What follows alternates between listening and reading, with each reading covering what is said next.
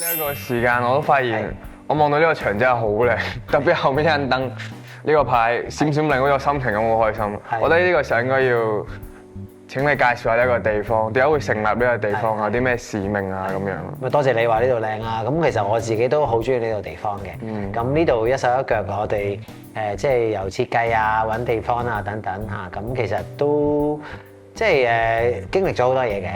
咁到而家呢個嘅即係模樣出現咗喺即係大家眼前咁樣咧。咁我諗其實呢個都係即係我哋想舒服啦，咁想係成為一個家咁樣啦。咁頭先你講呢個咧就係閃閃令呢個咧係我哋個名嚟嘅，叫 Fantastic 咁樣啦。好好啊呢個名。係啦，咁多謝你。係真係有心。咁通常係食字啫嚇，即係 Fantastic，咁就係精彩啊，即係好正嘅一樣嘢。咁我哋覺得家庭係啲好正嘅嘢，所以我哋就將個 N 咧就轉咗個 M，就叫 Famtastic 咁樣咯，就 FAM 咁樣嘅。原來係咁。係啦，咁就希望咧家庭精彩咁樣啦。咁中文名咧就叫做即係關係社啦。咁我哋個係咧就唔係平時關係嗰個人民關係、人倫關係嗰個係啦，咁就係咧即係聯繫嗰個係啦嚇。咁所以咧其實我哋就覺得除咗有一啲即係人倫嘅關係之外咧，咁我哋更加着重咧就係其實嗰啲關係裏邊嘅一種聯繫咁樣咯。啊，夫婦有佢哋即係因為婚姻嘅制度而有嘅關係，兩代人有一種關係，但係佢哋好多時候都缺乏一啲聯繫咁樣咯。咁我哋希望能夠將個係字轉咗一個聯繫嘅話，即係有關係亦都有嗰種聯繫咁樣啦。咁無論如何，而家呢一度咧就係我哋最舒服嘅即係一個狀態啦。就係我同我太太最舒服嘅一個狀態，就係我哋 set up 咗呢一度地方，我哋用我哋自己嘅即係都係用翻自己嘅能力去即係去支援呢一度，去即係運作呢一度啦。我哋亦都喺呢一度即係希望唔好計較咁樣，即係 welcome 一啲有需要嘅人去嚟呢一度，咁去一齊去建構呢度又好。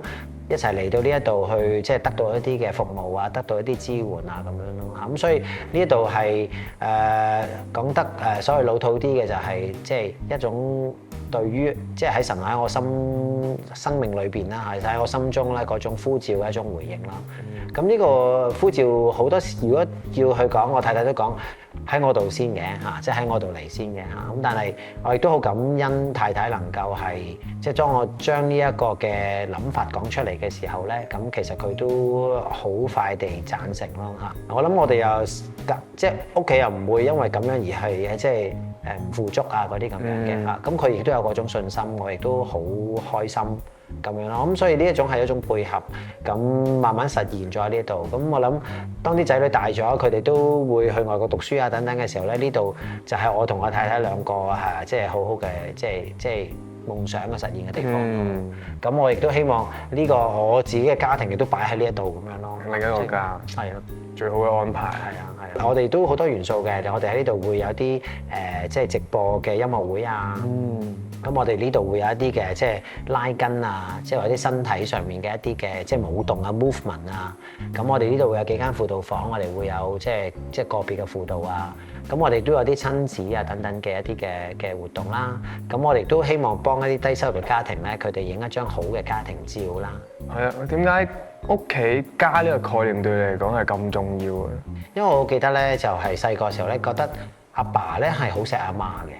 咁樣咯，即係阿媽做嘢嘅時候咧，咁阿爸咧會禮拜六阿媽要加班嘅時候咧，就嗰陣時做電子廠咁樣啦，佢就會咧拉我咧就係一齊無啦啦啫喎，就係搭小巴走出去接阿媽放工噶，兩個人去就三個人翻嚟咁樣。咁當然啦，我去梗係有啲着數嘅，佢哋就會喺即係嗰時喺觀塘咧。出邊咧好多嗰啲嘢食嘅，即係掃街掃一輪咁樣啦。哦，原來咧係阿爸會即係叫你喂換件衫出去接阿媽放工咁樣咯。咁所以咧其實即係好大影響嘅嚇，即係爸爸即係爸爸媽媽有嗌霎一定有啦嚇。咁但係其實嗰種細個嗰種感覺種咗喺我自己度咯。咁所以其實我而家都對於我哋屋企係即係對於自己屋企都係好重視咯嚇。我亦都好想成為一個即係好錫我老婆嘅一個老公咁樣咯。咁亦都希望啲細路可以學到呢樣嘢咯。咁我亦都見到屋企家庭佢哋出現問題嘅時候都係好似少咗呢一個咁樣嘅即係愛啦、關係、聯繫咁樣咯嚇。咁好想即係透過家庭做一個服務嘅一個即係切入點，咁去即係接觸啲人啊，接觸家庭。通常想嚟尋求服務嘅人，佢哋會需要啲乜嘢幫助居多咧？同埋有啲咩途徑揾到呢度啊？係有啲點樣去幫助佢哋啊，引導佢哋咁樣？我哋呢度有唔同嘅即係輔導嘅人員啦。咁我同我太太就而家暫時係比較主力啲喺呢度，即係見輔導嘅即係同事咁樣啦。咁我見得多啲咧，就係都係喺關係上面嘅嚇，即係可能佢哋面對一啲即係喺關係喺個婚姻裏邊嚇，即係性生活唔係好如意。咁我哋頭先所講嘅，我哋叫 sexual dysfunction 係即係一啲性功能嘅障礙啦，各方各面都有嘅嚇。可能係早泄，可能佢哋係冇乜即係性慾，即係兩公婆冇乜點樣有 sex 而帶嚟一啲關係嘅張力，甚至乎可能有第三者嘅出現啊等等。咁亦都我哋喺呢一度亦都會有一啲係即係可能係一啲性侵犯嘅幸存者嘅一啲嘅輔導啦。呢個就係我特別我太太去做啦。咁我咧就會做一啲可能係即係喺侵犯者啦啊，即係佢可能會一啲即係佢係侵犯人嘅啊，咁嗰啲嘅弟兄姊妹啊都好，或者出邊嘅家人都好，咁佢都會即係會嚟見我啦。咁有啲性沉溺嘅個案咁樣啦嚇，咁都係會喺呢度會做嘅嚇。咁佢哋點樣意識？咁其實好多時候佢哋都真係需要有一啲自己嘅醒覺啦。咁但係好多時候個問題或者佢點樣意識得到佢有即係問題咧？好多時都喺個關係裏邊，可能喺伴侶嘅關係，可能係同朋友之間嘅關係，可能係屋企人嘅關係等等。咁可能佢哋就係工作上面嘅表現啊，工作上面嘅關係，佢哋會因為佢哋嘅一啲性功能障礙，譬如可能佢即係夫婦嘅關係一定會係一個重要啦。咁可能佢工作讀書嘅表現，可能都係沉溺嘅情。如果佢有沉溺嘅情況，呢啲都可能未必一定係會好好啦。咁所以就係佢哋點樣意識得到，就係可能好多時都係一啲即係喺關係上面俾到嗰啲 hints 佢哋咯。佢哋出現咗啲問題。咁樣佢哋就會諗啊，原來係會唔會係因為我有呢一個嘅即係問題咧咁樣，咁所以佢哋就會嚟求助咯。頭先聽到呢度咁多服務，真係覺得好正。係，跟住我就喺度諗緊，呢度係以一個信仰作為切入點啦。咁未必所有嘅實需要幫助嘅人都可能係有信仰噶嘛。咁我哋應該點樣去幫助佢哋咧？或者係咪每一個人都需要有信仰上面嘅幫助啦？甚至如果係有信仰嘅，我哋點樣看待用聖經嘅角度去看待佢哋對呢個性或者係性衝動嘅慾望咧？咁樣去講啦，我哋呢度咧就係一個即係係一個輔導中心。我哋暫時唔係一個即係基督教，即係唔係教會啦，唔係一個基督教嘅即係一個嘅福音機構咁樣嘅。咁當然啦，我哋喺呢度嘅都係即係基督徒嚟嘅。我哋呢度嘅即係 staff，包括我同我太太，咁我哋都係即係基督徒啦。咁一定係我哋即係重生得救嘅經驗，即係主耶穌嘅十字架，一定係呢一度。特別係我哋啊，即係生命嗰個嘅即係重要嘅價值觀嚟嘅。咁而喺呢度求助嘅人咧，大部分咧暫時咧，大部分都係教會裏邊嘅人嚟嘅。即係唔一定係我教會，亦都但係總之佢有信仰嘅一啲嘅即係背景啦。咁佢會嚟求助啦。咁我哋就會喺個輔導過程裏邊咧，都會去睇下佢喺屬靈上面佢嗰個嘅即係佢個體會係點樣嘅嚇。咁我哋亦都會有一啲嘅，即係喺如果去到輔導房嘅時候，我哋唔會可能我哋唔會一下子就用一個祈禱嘅方式去進入嚇。咁因為我哋都想真係實質地去理解個問題，但係去到一啲嘅情況，可能我哋都會即係邀請我哋嘅受眾咧，即係我哋嘅客人咧能夠即係同我哋做一個祈禱嚇，或者我哋邀請佢自己做一個祈禱。咁我諗咧特別嚟呢度嘅朋友仔佢嘅。即係真係要喺聖經上面咧，佢真係有一啲嘅 struggle 嘅咧，咁就係即係 LGBT 嘅朋友仔咯，即係佢哋特別係同性戀嘅即係喺經文上面啦，佢哋有好多問題問我哋咁樣啦。咁我哋就唔係解經嘅人啊嘛，我唔係牧者咁樣啦嚇。咁所以咧，其實但係我都係基督徒，我都會將一啲即係我認識嘅嚇關於經文嘅睇法啦、佢嘅解釋啦、一啲唔同嘅詮釋啦，咁我哋會講俾佢聽嘅。我自己都會有啲解釋俾佢聽嘅。咁但係其實特別喺 LGBT 嘅議題裏邊咧，咁我就覺得除咗係聖經之外咧，咁其實我就會用一個即係一個集合，即係綜合性啲嘅一個即係 approach 去做嘅。即係呢個咧喺神學上面，我哋就叫做一個body theology，係一個身體神學嘅一個倡議去做嘅。咁包括咗4樣嘢啦，第一就係即係經文啦 （scripture） 啦，第二就係傳統啦，教會傳統啦 （tradition） 啦。咁咧就係理性，係第3個理性係 reason 啦，第4個咧就 body experience。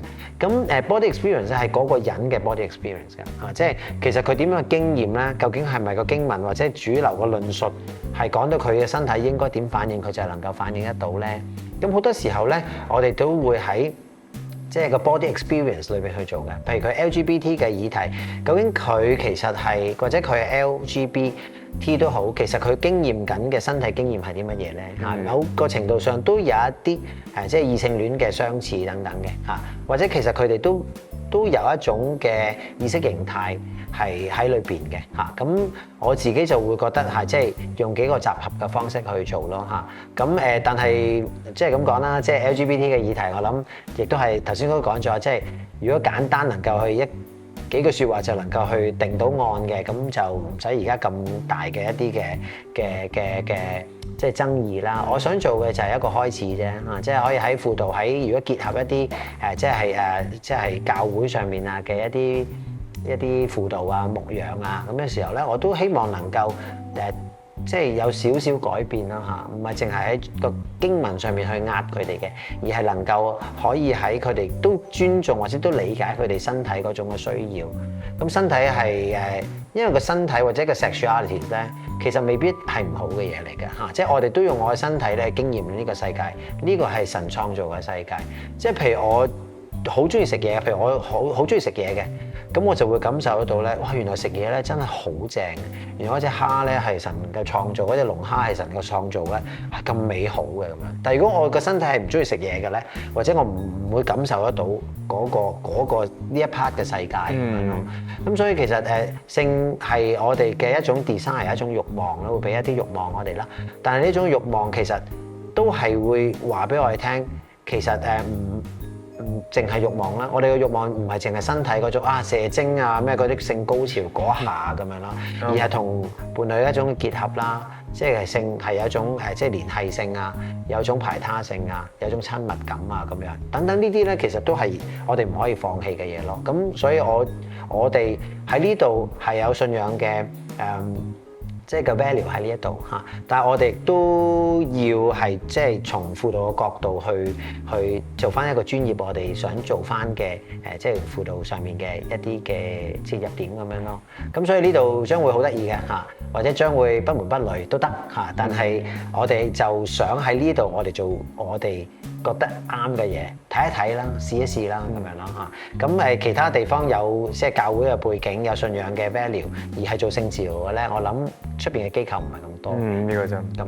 傾到嚟呢一個位，我哋都發現好多人都對基督徒咧有種傳統嘅固有觀念咧，就覺得應該都係好唔中意同性戀嘅人啦，甚至反對嗰啲 LGBT 嘅朋友啦。咁我哋要學習神㗎嘛，我哋要知道我哋嘅主係充滿愛啊、慈愛啊，亦都係公義。我哋點樣喺呢個位置裏面攞個平衡去對待唔同界別嘅朋友，甚至係點樣可以俾到個關懷同愛佢哋咧？教會即係對於即係性嘅議題咧，咁你話所謂嘅保守咧，保守喺邊度咧？就係其實佢仍然係即係奉行咧，即係一種二元嘅，即係性別二元嘅一個嘅觀念咯，一個嘅建構咯。咁即係話我係生來係一個男人，咁我就應該要覺得自己係一個男人，我要表達到我係一個男人，同埋我要中意女人咁樣咯。咁調翻轉啦嚇，咁呢個就係一個二元啦。但係喺教會個考慮裏邊咧，或者係好多嘅信徒裏邊嘅考慮咧，咁其實佢都未必能夠接受到即係喺性別嘅多元呢個觀念上面啦。